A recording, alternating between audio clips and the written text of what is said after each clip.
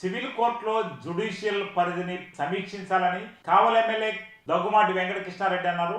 ఆయన 0 ఓవర్లో అసెంబ్లీలో మాట్లాడారు. ఈ సందర్భంగా ఆయన మాట్లాడుతూ జ్యుడిషియల్ పరిధి జూనియర్ సివిల్ కోర్టుల్లో పెండింగ్ పడిపోవడం వల్ల పరిధి తగ్గించాలని ఆయన సూచించారు. జూనియర్ సివిల్ కోర్టుల్లో 20 లక్షల పైబడ్డ వరకు ఆస్తి నష్టానికి సంబంధించిన కేసులు జరుగుతున్నాయని, కేరళ, కర్ణాటక, తెలంగాణ రాష్ట్రాలు దీనిపై సమీక్షించి 10 లక్షల వరకు తగ్గించాయని ఆయన పేర్కొన్నారు. కేవలం కోర్టుల్లో కేసులు పేర్కోకపోవడం వల్లే ప్రైవేట్ వ్యక్తులను సివిల్ దావాల్లో కొంతమంది ప్రైవేట్ వ్యక్తులను ఆశ్రయిస్తున్నారని, దీనివల్ల ఘర్షణలు పెరుగుతాయని ఆయన సూచించారు.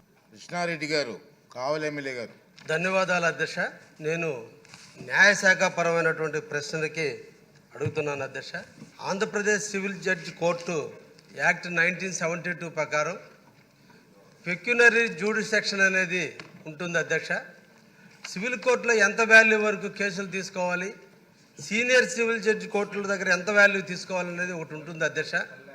అయితే జూనియర్ సివిల్ జడ్జి కోర్టులో ప్రామిసర్ నోట్లు కానీ లేదంటే అగ్రిమెంట్ల మీద కోర్టులో కేసు వేసేటప్పుడు తక్కువ వాల్యూ ఉండే ఎక్కువ కేసులు ఉంటాయి కాబట్టి జూనియర్ సివిల్ జడ్జి కోర్టు దగ్గర ఎక్కువ కేసులు అయినందువల్ల సత్వర న్యాయం జరగక ప్రజలు ఇంకొక రూట్కి అంటే యాంటీ ఎలిమెంట్స్ రూట్కి పోతున్నారు అధ్యక్ష.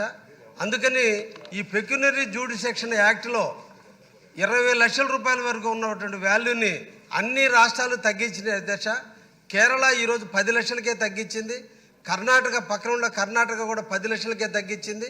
నిన్న ఆగస్టులో తెలంగాణ కూడా దాన్ని 10 లక్షలకే తగ్గించి జూనియర్ సివిల్ జడ్జి కోర్టులో 10 లక్షలు, దానికంటే పైన ఉన్నటువంటి కేసులన్నీ కూడా సీనియర్ జడ్జి దగ్గరకు పంపించే విధంగా పెక్యునరీ యాక్ట్ని సవరించడం జరిగింది అధ్యక్ష. అదేవిధంగా ఆంధ్రప్రదేశ్లో కూడా సవరిస్తే సత్వర న్యాయం ప్రజలందరికీ కూడా జరుగుతుంది అధ్యక్ష. దీనివల్ల సమస్యలు తలెత్తకుండా ప్రజలు శాంతి భద్రతల గౌరవంగా ఉంటారని అధ్యక్ష. ఈ ద్వారా మీ ద్వారా న్యాయశాఖ మంత్రిని అడుగుతున్నాను అధ్యక్ష.